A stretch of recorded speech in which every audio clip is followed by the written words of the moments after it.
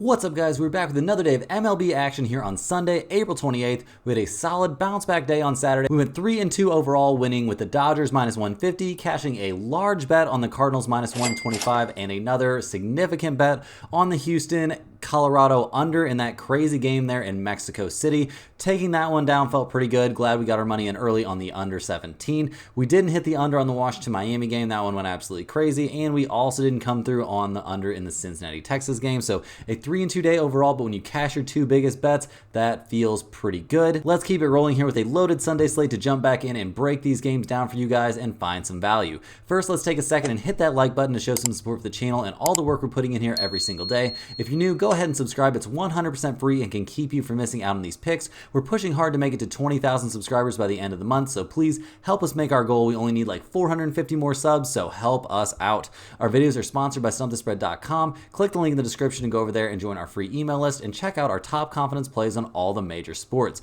Comment below with all the bets you're looking at today and we'll give you our best advice on all of them. We respond to absolutely every single comment, so let us know anything you want to say about my picks, these videos, or anything you see here. As always, our final picks will be in the pinned comment down below. Now let's get into our first game of the day, the Cleveland Guardians going up against the Atlanta Braves. Cleveland got the 4-2 win in game 2 of this series yesterday, a very solid outing by them. They're now 19-8 on the season, and they have to feel pretty good in this one, handing the ball to Ben Lively. He comes into this game 0-1 on the season with a 2.38 ERA, so he's gotten off to a good start, just hasn't really gotten the run support he's needed. His last time out, he looked very good against the Boston Red Sox. Weirdly enough, both of his starts this season have been against Boston, so that's a little bit funny. He went 6 1/3 in his last outing, gave up 5 hits, only a single earned run. He gave up a home run in that game, but 0 walks and 7 strikeouts. He's actually had 7 strikeouts in each of his 2 starts this season, so he's going to be switching it up a little bit here, pitching against a team that is not the Boston Red Sox, but we can feel pretty good about the start that he's off to, and the Cleveland Guardians obviously feel pretty decent about how their offense is looking right now. I mean,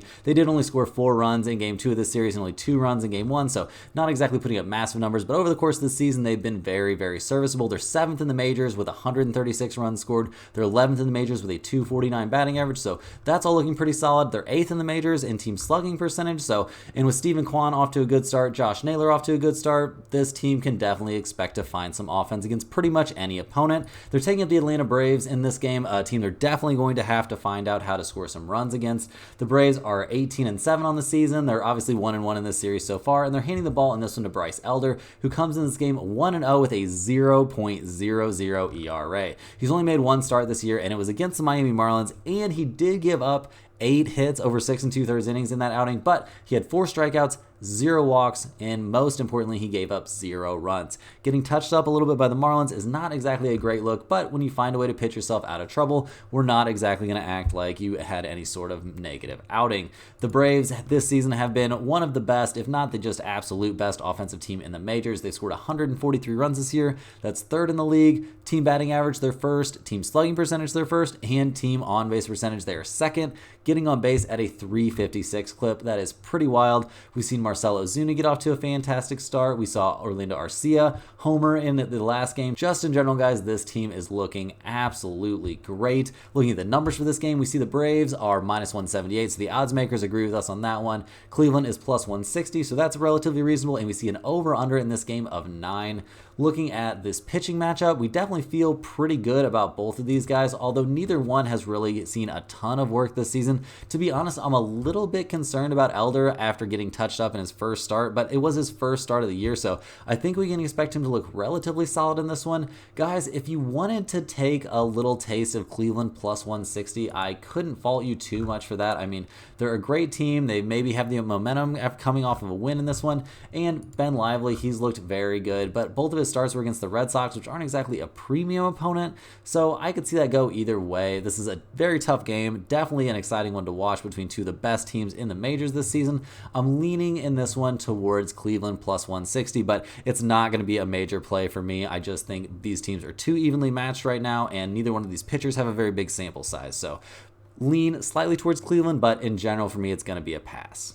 Next up, guys, we have the Oakland A's going on the road to take on the Baltimore Orioles. The A's come into this game fresh off a loss in Game 2. They got shut out 7-0, so their little 2-game winning streak is over, and we saw the Orioles kind of get back on track. The A's are 11-17 on the season, which is actually better than a lot of people, probably me included, would have expected them to be doing at this point. But in this game, they're handing the ball to Paul Blackburn, who's gotten off to a fantastic start. He's 2-1 with a 2.03 ERA. He's going to be making his 6th start of the season. He's looked pretty good overall, but his last 2 outings have looked a little bit rough compared to the early goings. His last time out against the Yankees, he gave up 4 earned runs on 5 hits over 6 innings of work. He gave up a home run in there. He did have 5 strikeouts, so not like a disaster outing, but it was a game that A's lost 4-3, and in his start before that against the St. Louis Cardinals, a team that has really struggled at the plate this season, he gave up 3 earned runs on 6 hits. He had 5 walks in that game, so a lot of his issues in that one were related to his control, but just in general, we can't feel great about how he's looking like at this exact moment, but over the course of the season, he has been pretty good. The A's offense, though, has not been good. They're near the very bottom of the league just in general in terms of offensive production. They scored 0 runs yesterday.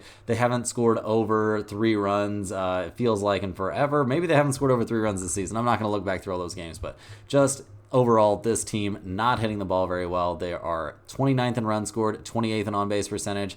You're just not going to be getting guys across the plate when you have a team batting average of 201.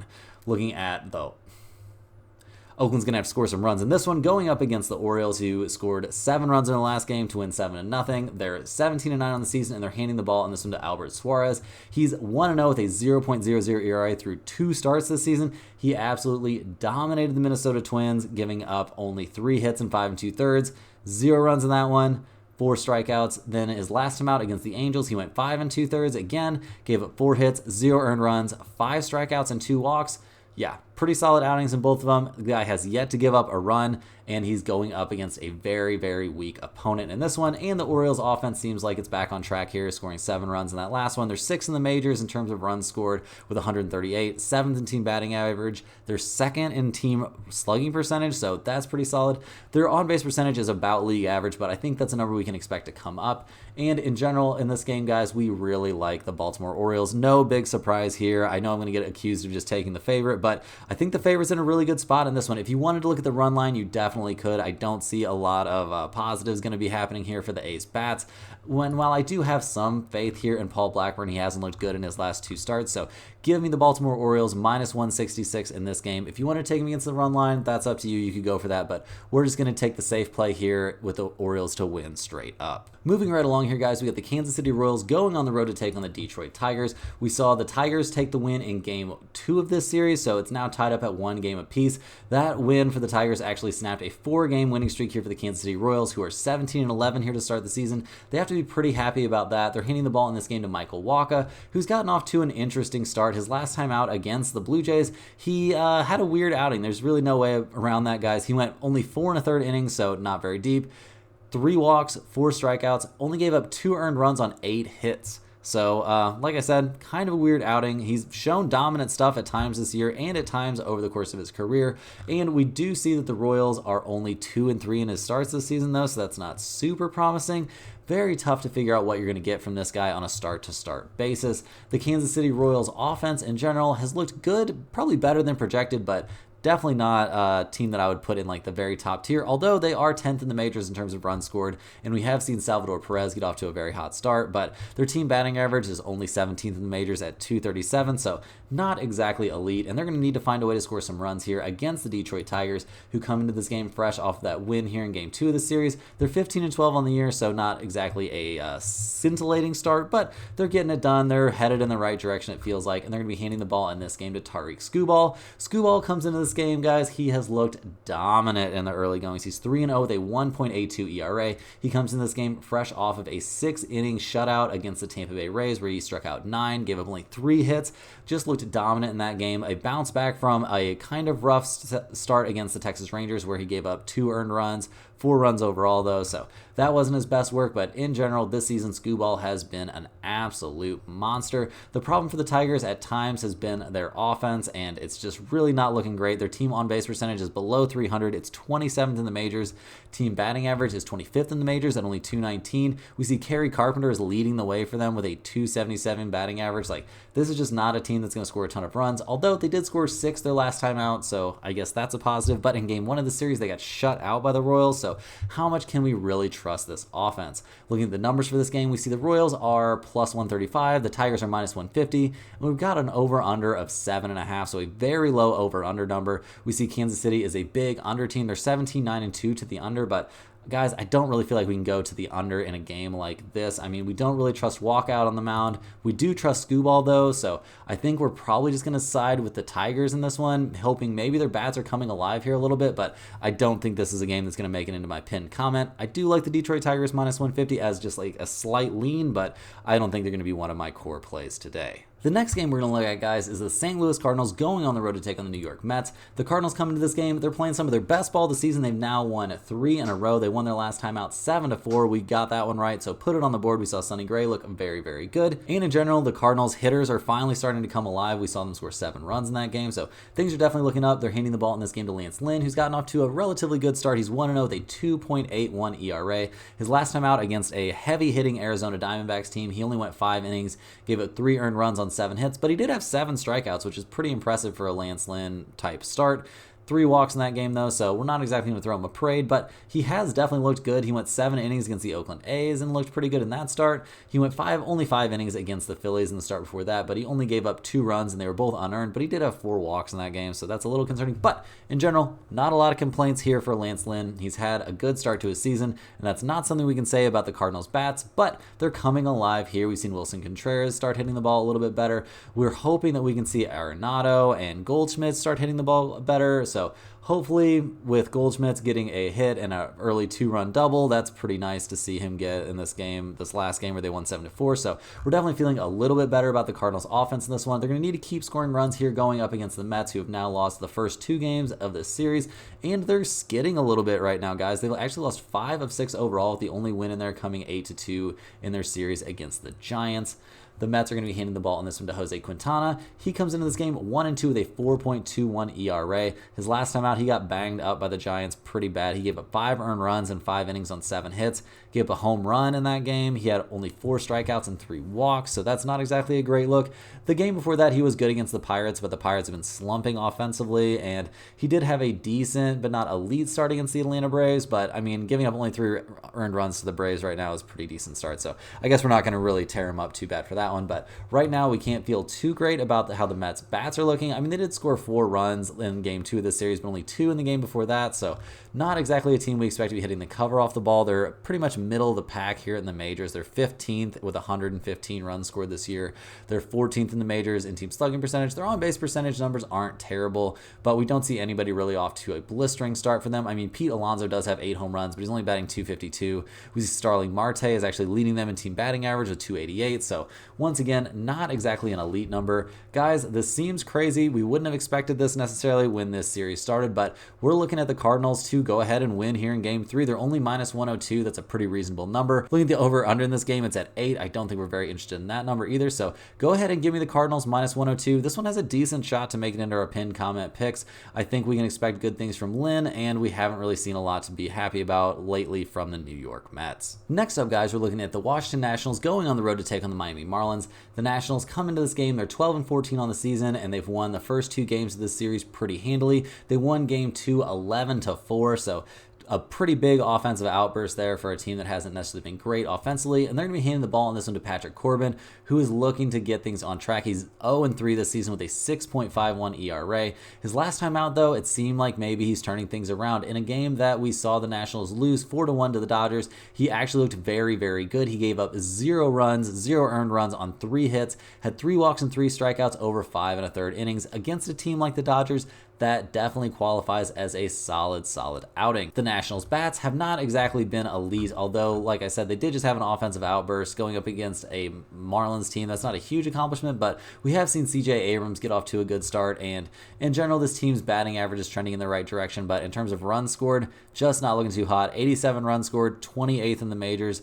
They're going to need to find a way to turn that around a little bit, but they are going up against the Marlins, which could help. We see Miami's only 6-22 to start this season. They're now on a 5-game losing streak, and just not a lot of positives to find for this team right now. They're hitting the ball in this one to Ryan Weathers, who's gotten off to a decent 2-2 start with a 3.16 ERA. His last time out, he gave up 3 earned runs to the Atlanta Braves. Not exactly a disaster, but he did give up a home run in that game. It was definitely a letdown after striking out 10 against the San Francisco Giants in the start before that. And just overall, he's had a pretty good year. He hasn't given up more than 3 earned runs in any start, and he's definitely had some very premium starts, albeit against not really elite offensive teams, or not teams that are looking elite offensively right now. But he can feel pretty good about where he's at. The question will be, can the Marlins give him some run support? And that has not really been what we've seen.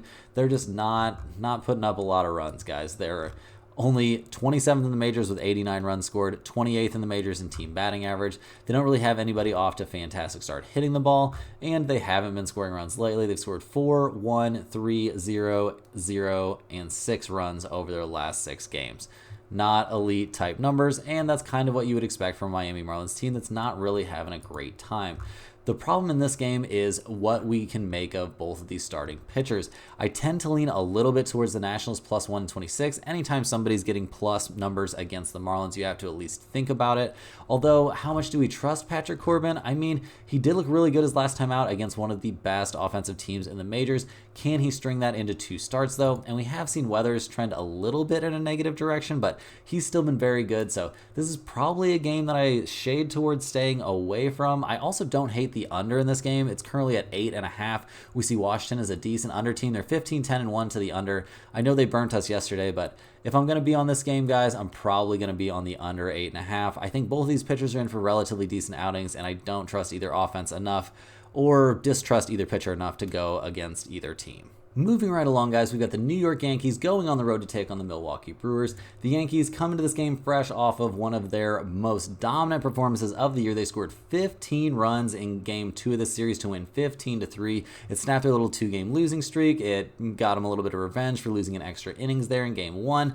Has to feel pretty good. They're 18-10 on the season, and they're handing the ball in this one to Marcus Stroman. He's off to a pretty decent start. He's 2-1 with a 2.93 ERA, so that will definitely play. His last time out, though, he didn't look too solid. He gave up 7 hits and 3 earned runs and 2 home runs to the Oakland A's. That's not exactly what you're looking for. He did have 9 strikeouts in that game, so definitely some positives to be found in there, but yeah, you're not going to be wanting to give up that many runs to the Oakland A's. The Yankees did win that game 4-3, and they are 3-2 in games that we've seen Stroman start this season, so there are definitely positives to be found there. There are also some big positives to be found right now in the Yankees' bats. We've seen Juan Soto be great this season for sure, but just in general, their 4 home runs definitely had to feel pretty good in that game against the Brewers in Game 2 of this series. And while they're trending in a solid direction, they're definitely trending up. It's a little bit tough. This team hasn't gotten off to an amazing start. Their on-base percentage has always been good, so we've always had faith this team is going to find a way to start scoring some more runs, and it looks like getting the long ball going is definitely going to be what they needed. They're going to need to keep scoring some runs, though, going up against the Milwaukee Brewers, who are 17-9 on the season. Obviously, they're going to be looking to bounce back from that very lopsided defeat. They're going to be handing the ball in this game to Tobias Myers, who's off to a fantastic start. He's 0-1, so that's not great, but his ERA is only 1.80. He did take the loss in his first start of the season back on the 23rd, but when you're losing in your first start of the year 2-1 and you're having to take that negative result, can't feel great. 5 innings of work against the Pirates, giving up only a single earned run on 4 hits. He did get a home run given up in that game, so not great, but 1 walk, 4 strikeouts. In general, we can't feel bad about how he looked in that game. The Brewers' offense obviously did not look very good in Game 2 of this series, and it's definitely a concern heading forward, but I think we can feel like this team is certainly in a bounce-back spot after such a tough outing. And their bats in general this season have been pretty good. They're easily top 5 or top 10 in all the major hitting categories, so this is a squad we can fully expect to put up some runs. They scored 134 this season, which is 8th in the majors. Their team batting average is 3rd in the majors. Team on base percentage is also 3rd in the majors, so this is definitely a team that knows how to get some hits, and they have to feel decent going up against Stroman, who's coming off of a struggling performance. Looking at the numbers for this game, we see the Brewers are plus 120 at home. That's pretty enticing. The Yankees are minus 130. So if you think they figured something out and they're going to continue to hit the cover off the ball, I can definitely get behind a Yankees pick, but I can also definitely get behind a Milwaukee Brewers pick. So that's kind of a tough spot to be in where you could see both teams doing well. We also have a very mixed bag here in terms of trends towards the over-under. The Yankees are 16-11-1 to the under, and we see the Brewers are 16-10 to the over. So definitely conflicting trends in that one. Don't really know which way to go against the over-under. I mean, we feel decent about both starters, but not great. So if you're definitely really wanting to play the over-under in this game, I would probably lean towards the over. And if you're just convinced you have to be betting this game, I'd probably lean towards taking the Yankees. I think I have more faith here in Stroman, but it's not a ton of faith, guys. This is not going to be one of our pinned comment plays. Next up, guys, we've got the Tampa Bay Rays going on the road to take on the Chicago White Sox. We've actually seen the Rays lose both games 1 and 2 of this series to the Chicago White Sox, one of the absolute worst teams in Major League Baseball. The Rays need a bounce back here in a huge way. They're only 13-15 on the season. They're handing the ball in this one to Zach Littell. He comes into this game 1-1 with a 3.33 ERA. He's been absolutely striking guys out, but not really having too many positives besides that in his last couple starts. He got shelled by the Detroit Tigers his last time out. He gave up 9 hits and 5 earned runs and 2 home runs over only 6 innings of work. He had 7 strikeouts. He's actually had 7 strikeouts and 0 walks in each of his last 2 games, but he's given up some runs. He gave up 8 hits to the Angels in the start, his previous start, like the start before this, back on the 17th. 5 2/3 innings, 8 hits, 3 earned runs, a home run in that one as well. So seems like things aren't exactly where Littell would want them to be, and they're not where the Rays offense would want to be either. They've been strictly middle of the road or worse in all the major hitting categories. They're 19th in runs scored. We have seen Ahmad Rosario get off to a good start, but other than that, not a ton of bright spots for this team. They obviously scored 7 runs and managed to lose to the Chicago White Sox. I do not know how you give up 8 and 9 runs in 2 games, respectively, to the Chicago White Sox. They've just been one of the worst offensive teams in the majors and just one of the worst teams in the majors in general. So kind of a tough look here. The Rays are going to need to figure something out going up against the White Sox in this one, who are only 5-22. The White Sox are handing the ball in this one to Eric Feedy. He comes into this game. He's looked good here out of the gate, guys. He's 1-0 with a 2.73 ERA. If you manage to get winning results here pitching for the White Sox, that is extremely impressive to me. His last time out against the Twins, in a game the White Sox ended up losing 6-5. He went 6 innings, gave up only a single run on 3 hits over 6 innings, and he struck out 11 batters. He's looking pretty good, guys, and he's catching a Tampa Bay Rays team that is clearly not having a blast right now. The White Sox offense, still not great, but seems like they're coming alive. We see Benintendi hit his second home run of the game in the 10th inning to put them over the top there in Game 2 of this series. So White Sox fans, if there are any left, can definitely feel good about how things are looking right now. Their bats are coming alive. I mean, 17 combined runs over the last 2 games. A lot of positives to look at right now, but in general, despite those 2 very, very good games, they're still the worst offensive team in the majors. So can we really expect them to figure it out for a 3rd straight game? I don't know, guys. It doesn't seem impossible. If you wanted to take the Chicago White Sox plus 163, I think they have a great starter in the mound. I think they're very, very live for this game. I'm not sure if this will end up being one of our pinned comment plays. I don't really like the over-under in this game. It's at 8.5. We see the Rays are a big over team, and we've seen both teams scoring a lot of runs here in this series, but with these 2 pitchers on the mound, I think there's a chance this could be low scoring, but man, it's been hard to figure out how much general offense production you're going to see in a game right now, at least at this point in the season. So my slight lean in this one is Chicago White Sox plus 163, but I'm not sure if we're going to see this one in the pinned comment either. Moving right along here, guys, we got the Cincinnati Reds going on the road to take on the Texas Rangers. We saw the Reds get the Game 2 win 8-4 in this one. They've evened the series up at 1 game apiece. They're 15-12 on the year, and they're handing the ball in this game to Andrew Abbott. He comes into this game. He's off to a good start. He's 1-2 with a 2.60 ERA, so can't feel too bad about that. His last time out, he did not go very deep into his game against the Phillies. He only lasted 4 1/3 innings, but he only gave up a single earned run and 2 hits in there. But he had 4 walks and 3 strikeouts. So if you're averaging nearly a walk per inning, that's not ideal. Obviously, that's not his average for the season, and he has had some other very good starts. He dominated the White Sox. He had a good start against the Mets, a very good start against the Seattle Mariners. And we do see that the Reds are 3-2 in games that he's started, and the ones where there have been losses for them, it really hasn't been his fault. He's looked pretty good here in the early goings. He's a short left-hander. He figures out a way to get the job done, and that's what the Reds offense need to do. They're 9th in the majors with 128 runs scored. They are coming off of an 8-run performance. Definitely an offensive outburst that they needed after scoring only 1 and 0 runs in their last 2 games before that. So they'll definitely take that. We've seen Ellie De La Cruz get off to a good start. This team's team batting average, though, is very, very weak. They're 27th in the majors in team batting average. They do find a way to get on base a little bit, but it's not drastically better. I think this offense is kind of going to struggle in general this season. They're going to need to figure things out here going up against the Texas Rangers, who are now 14-14 on the season, coming off that 8-4 loss. They're handing the ball in this one to Dane Dunning. He comes into this game 2-2 with a 4.61 ERA, so not exactly an elite start from him. And his last time out against the very light-hitting Seattle Mariners, he gave up 4 earned runs on 4 hits in 4 1/3 innings. He gave up 2 home runs in that game, and he's given up at least 1, if not 2 home runs in each of his 5 starts this season. Not great. The guy's definitely susceptible to the home run ball, and in general, I don't have a ton of positive things to say about him this season.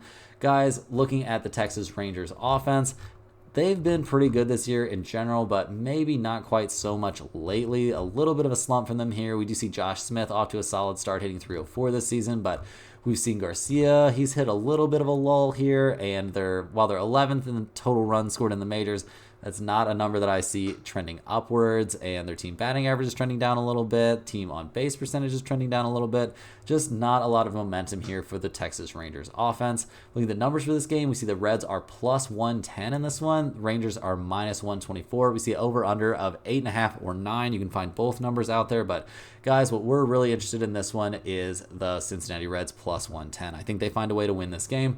I've got a lot of faith here in Andrew Abbott, not so much faith here in Dane Dunning, so definitely give me the Cincinnati Reds in this one. I think this is very likely to be one of our pinned comment plays for the night. Next up, guys, we're looking at the crazy game between the Houston Astros and the Colorado Rockies. This game is going to be taking place in Mexico City.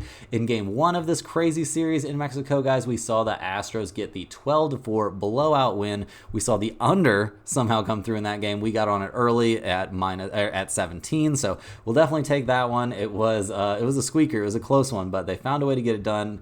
A lot of runs scored despite 2 very solid starters out there on the mound. The Astros are going to be handing the ball in this game to Framber Valdez. He comes into this game 0-0 with a 2.19 ERA. He's going to be making his 3rd start of the year, and his first 2 have been pretty respectable. Against the Yankees, he did give up 3 earned runs in 4 2/3, so not amazing, and he had 6 walks, but it seems like that was just some first start of the year jitters because he got back on track against the Toronto Blue Jays, giving up only 0 runs on 6 hits. He had 5 strikeouts and no walks in that outing, 7 2/3 innings pitched. He's back from the IL. He went there with some elbow inflammation, but it seems like he's back and ready to go. It'll be interesting to see how he looks here in his first start back from that injury. Looking at the Astros hitting, it's been pretty reasonable all season long. Just they haven't been great at getting runs across the plate. I mean, all their other numbers look good. Team batting average, good. Team on base percentage, very good. Team slugging percentage, also good. We've seen Jose Altuve off to a good start. We've seen Alvarez off to a good start. And, I mean, obviously that was a massive offensive explosion there in game 1 of this series. And they're going against the Colorado Rockies team that can't feel very good about how they're looking right now. They're only 7-20 on the season, and they're handing the ball on this one to Austin Gomber, who's 0-1 this year with a 4.32 ERA, and he's about to pitch in the craziest, worst environment that a pitcher could really imagine. His last time out against San Diego Padres, he did look serviceable. 5 innings of work, giving up only a single run on 4 hits. That's pretty decent. Not going to complain about that ever. Against the Phillies in the start before that, 5 innings of work, but he gave up 3 earned runs. He hasn't had a bad start to the year. He just doesn't go super deep into games, and yeah, he doesn't get a ton of run support. We do see that the Rockies are 0-3 in his last 3 starts. So not exactly a guy you're going to want to write home about. And the Colorado Rockies in general, not really an elite offensive team either. The team batting average is decent, but they're not scoring that many runs. Their team slugging percentage is only middle of the pack in the majors, despite playing in one of the most hitter-friendly ballparks in the league. So I don't know, guys. In general, this is kind of a tough spot. I tend to lean towards the Astros to maybe get the job done again. If you wanted to take a look at the over 16.5, I can definitely get on board with that one. We see we see one suspect guy coming back from an injury and then one pretty mediocre starter, but this isn't a game that I'm going to be on. If you wanted to take the Astros minus 205, that's okay with me, but it's not going to be a core play. If you wanted to take the Rockies plus 194 because you think there's going to be a ton of offense in this game and that means tons of variance, I totally understand that. And if you wanted to take the over because there's going to be a ton of runs scored in this crazy ballpark, and with suspects starting pitching, that all makes sense to me. So I can see every angle on this game, and I'm not going to be willing to really take any of them because they all kind of cancel themselves out. So yeah, those are my leans, but this isn't a game I'm going to be betting. Moving right along here, guys, we've got the Pittsburgh Pirates going on the road to take on the San Francisco Giants. We see the Pirates coming into this game. They're 13-14 on the season. Right now, this series is going on in Game 2. We see it's tied up at 1 run apiece in the bottom of the 9th inning. So definitely some extra innings probably coming for them here in Game 2. We see the Pirates are going to hand the ball to Jared Jones here in Game 3. He's 2-2 with a 2.79 ERA. His last couple starts have looked very good, guys. He shut down the New York Mets, and then his last time out, he went 6 innings, gave up only 1 run, and had 7 strikeouts against the Milwaukee Brewers. So that is a very solid outing against a very solid offensive team. No complaints from me in that one. Definitely feel very good about how he was in that outing. In general, though, the Pirates' offense has really dried up, guys. They got off to a hot start, but it has cooled off drastically. They're only 18th in the majors in terms of team batting average, 25th in the majors in terms of slugging percentage. Their on-base percentage numbers have remained pretty reasonable at .321, but that's just not the elite numbers that was pushing this team to wins here in the early goings. We have seen Connor Joe get off to a decent start, but other than that, not a lot of positives. Andrew McCutchen, at like 1,000 years old, is leading this team with 3 home runs, but he's only batting .206 on the year, so just not a ton of positives to find right now for the Pirates. And they're going up against the San Francisco Giants, who come into this game. Well, we'll see what happens there in the extra innings, but they won Game 1 of the series 3-0. And they're only 13-14 on the year. That's not where this team was hoping to be. They're handing the ball in this one to Keaton Winn, hoping that he can get them back on the right track. He's 2-3 with a 3.54 ERA, and he's coming off of, I would say, 3 very good starts in a row. He gave up only a single earned run on 6 innings to the Mets, a single earned run on 6 innings to the Miami Marlins, and then 2 earned runs on 5 innings of work against the Tampa Bay Rays. He's just looked very good this season in general. His ERA continues to fall, so that's pretty nice. His record is going to continue to improve here if he can just keep on pitching this well. And he's going to need a little bit of run support, and that hasn't exactly been the Giants' forte this season. I mean, you can see they're going into extra innings with only a single run scored, so that's not exactly what you're aiming for. They're 16th in the majors in terms of runs scored, 14th in the majors in team batting average. We have seen Michael Conforto get off to a solid start, but other than that, not a ton of positives. I mean, team on-base percentage, all of their offensive stats, guys, are pretty much strictly average. Looking at the numbers for this game, we see it's close to a coin flip. The Pirates are plus 102. We see the Giants are minus 110. Guys, I think we're very likely to be on the Giants in this game. I mean, I don't have that much faith here in Jared Jones, even though he's looked fairly decent in his last couple of outings. We also see Keaton Winn is trending in a very positive direction. I don't think there's going to be a ton of offense in this game, as evidenced by that 7.5 over under. So I think we're just going to lean towards the home team. Give me the San Francisco Giants minus 110 in this one. I think they find a way to get the job done. Next up, guys, we got the Minnesota Twins going on the road to take on the Los Angeles Angels. We see that game going on right now. They're in the bottom of the 5th. We've seen the Twins jump out to a crazy 10-4 lead in the bottom of the 5th. This has been a wild game. We've seen the Twins really come alive lately. They've won 5 in a row coming into that game where they're leading in the 5th inning right now. They're going to be handing the ball here to Pablo Lopez. For this start, he's 1-2 with a 4.39 ERA. He comes into this game, he's fresh off of a very mediocre performance against the Chicago White Sox, but it was a game where we saw the Twins get the win, so I guess they can take solace in that. 3 earned runs against a team like the Twins in 4 innings is not great, but his start before that, he looked fantastic against the Baltimore Orioles. He gave up only a single run and 2 hits over 6 innings, and he had 7 strikeouts, so he definitely has the stuff to have good outings, but in the starts before that, he got shelled by the Tigers and the Cleveland Guardians, so he's kind of been all over this place. Definitely not the picture of consistency in this one. The Twins offense has been trending in a very positive direction lately. They're hitting the cover off the ball right now. They're still building those numbers. They're still overall this season in the bottom third of the league and everything basically, but I think they can feel pretty good about the way things are looking right now. Carlos Santana hit an absolute monster home run in game 1 of this series, and we can feel pretty good about the direction this offense is going. I don't know how long they're going to be able to sustain it. I don't know if this is just like what the Twins are at this point, but we'll have to see if they can continue this crazy hitting streak that they're on right now, going up into game 3 here against the Angels, who are going to be handing the ball here to Reed Detmers, who's 3-1 with a 2.12 ERA. So he's looking very good right now, but his last time out, he did get a little bit roughed up by the Orioles guys. He gave up 4 earned runs in 7 innings. So, I mean, he made it 7 innings deep into the game before getting into too much trouble, but he did get touched up for 2 home runs, the first home runs he's given up all season long. So it looks to me like he's in something of a bounce back spot, but going up against the Twins could be a little bit rough because they're one of the hotter hitting teams right now.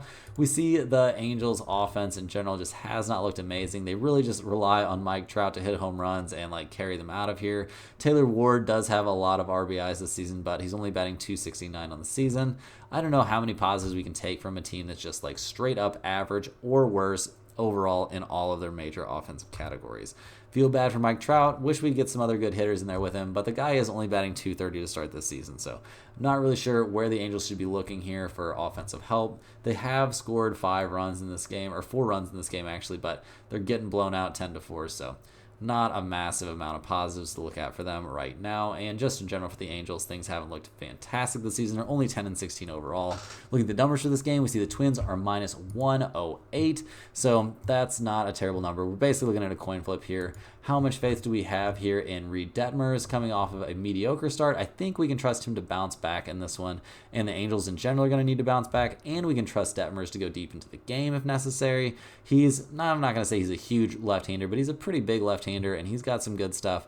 I've got a decent amount of faith in him. We're very likely to be on the Angels, -105 in this one. I think they find a way to cool off the hot-hitting Minnesota Twins. That's all the games we have for today, guys. Hit that like button for good luck on all your bets, and subscribe to the channel if you're new. Help us get to that 20K mark. Let me know in the comments any questions you have on today's slate. Thanks for watching. You can click the link in the description to check out stumpthespread.com, and we'll see you guys tomorrow for more sports betting action.